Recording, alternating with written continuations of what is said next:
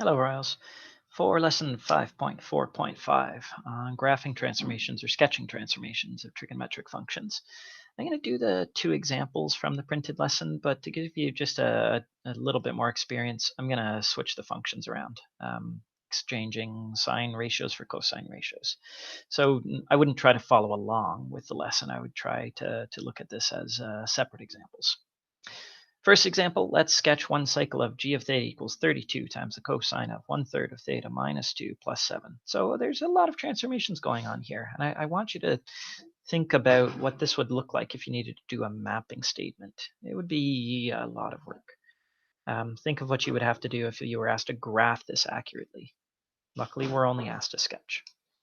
So what I'm going to do first is find the sinusoidal properties so that I can frame my curve. The first property I'm probably most interested in is the axis of the curve. My axis of my curve is going to be y equals 7. Okay. The vertical translation occurs after the vertical stretch, but we can track it first because those points at a height of 0 would not have been affected by that stretch. Okay. When I get ready to draw my sketch, in fact, I think I might even prepare my sketch. And you can tell I'm serious now because I'm using a ruler. I think I'm ready to label my axis height. Call this y equals 7. There we go. Next property I would go for is my amplitude. My amplitude is going to be 32. I'm not really labeling that on here, although I could write that this distance is up 32 and this distance is down 32. I usually just do those calculations over here. My maximum is going to be 7 plus 32, or 39. And my minimum is going to be 7 minus 32, or negative 25. Okay. So this height right here is 39 because I say so. This height right here is negative 25 because I say so. This is the advantage that I have. I don't need to worry about what a vertical stretch by 32 looks like. I just stretch my scale instead. Okay. Now I'm actually ready to draw my curve because I see that I'm drawing a non-reflected cosine curve. It has a shift, but I'll always be able to just shift that myself. The only transformation that I would keep in mind is if this was vertically reflected, I would be drawing a vertically reflected cosine curve. It hasn't been vertically reflected, so I'm going to draw what I call an original cosine curve. I'll call that one full period. Let's estimate where a half period is, estimate where a quarter period and a 3/4 period is. Right there. I'm not ready to label those points yet, but I'm ready to sketch them.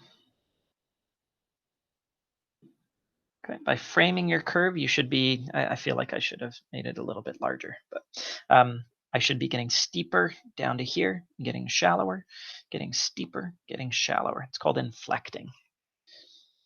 I might as well label my curve before I forget about doing that. And I'm ready to get going on my period. My new period is going to be a horizontal stretch of my old period. That is the reciprocal of the absolute value of k times my original period, which in this case is the reciprocal of 1/3, 3 times my original period of 360 degrees. We've done this one before, haven't we? 1080, which gives me a quarter period of, what was that, 270 degrees, sorry. I kind of like my amplitude of 32 not showing up on those heights. This period of 1080 degrees is that distance, but it doesn't tell me where these points occur. I have to deal with this shift first. And before I deal with that shift, maybe it's something that I should have done first, is I want to write that in a factored form. Cosine of, I remove a factor of 1/3, -2 divided by 1/3 is going to be -6. And check with distribution. 1/3 of 6 is -2. This isn't going to be 2/3. Quite. So the only transformations I was worried about a vertical reflection. There isn't one. There is a horizontal shift right 6. So that used to be 0, 1. It was stretched to 0, 32. shifted up 7 to 0, 39, stretched horizontally to 0, 39, and shifted right 6 to 6. It's not entirely clear that whether this is an angle or not. I think since our input is theta, we should still probably label it as an angle, degrees. Okay. Do you notice that? I talked about all of those other transformations, but I didn't really need to track them. I knew this used to be on the y-axis. It's shifted right 6. I don't want to shift any other points. I'm just going to go forward quarter periods, 270 degrees later, 270 degrees later, 270 degrees later, 5, 4, 6 plus 2, 7, 0, 8, 16 plus 270, 10, 86 degrees. Okay. It should be a relatively quick process. The amount of time that it would take to write a mapping statement and to map 1, 2, 3, 4, 5 points, it's going to take you too long. Okay. Let's try the next one. Although in the lesson it was a cosine curve, for this example I'm going to do a sine curve. Just give me a sec to get this lined up and I'll focus again. Let's do h of theta equals -3 times the sine of 2 theta plus 25 degrees minus 2. Yeah, it's already in factored form. Isn't that nice? So let's try a bit of a larger curve here. 1, 2, 3. My axis of my curve is going to be y equals -2. My amplitude, sorry, I'll get that down. Amplitude is 3, not -3. I go up 1 amplitude, up 3 from my axis to get my maximum. Maximum height of 1. Minimum, down 1 amplitude from my axis height, -5. I will be able to see the x-axis on this one. I forget, could I even see the x-axis on the last one? I didn't seem to care much. We'll put it in by the end if I remember and if we care. Yeah, and now I feel like I'm ready to draw a vertically reflected sine curve. If this was +3 right here, I would be drawing axis maximum, axis minimum, axis. Because it's vertically reflected, I'm just going to draw axis, axis minimum. All right, axis.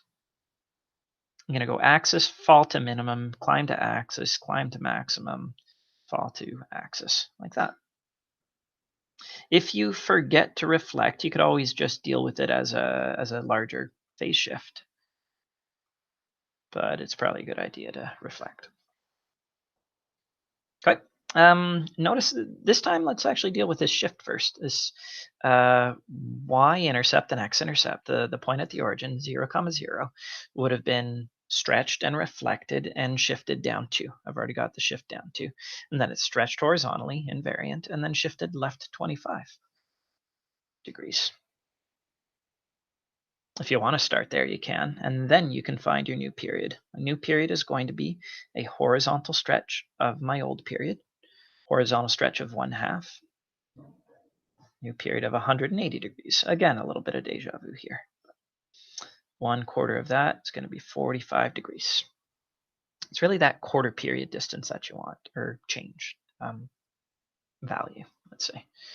So instead of shifting a bunch of other points that have been stretched already, that's a danger, I think, is that to figure out where this point used to be. It used to be at 90 degrees, 1, and it's reflected to 90 degrees, -1, and stretched to 90 degrees, -3, and shifted to 90 degrees, -5, and then stretched to 45 degrees, -5, and then shifted left 25 degrees to 20 degrees, -5, I think. I don't know.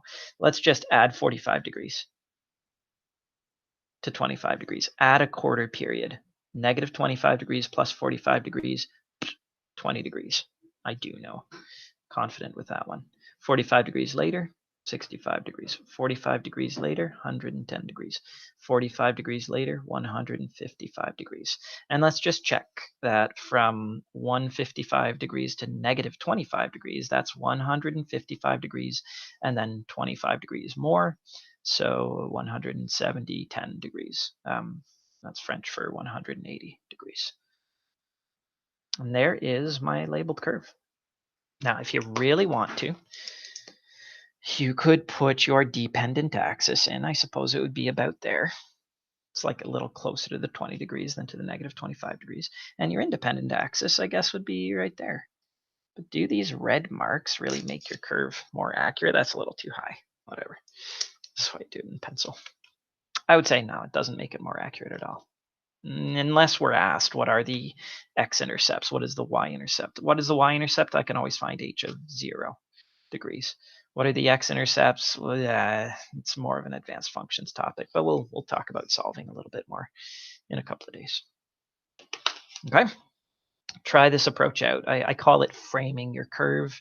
It's just so much easier than doing a mapping statement or trying to graph it accurately.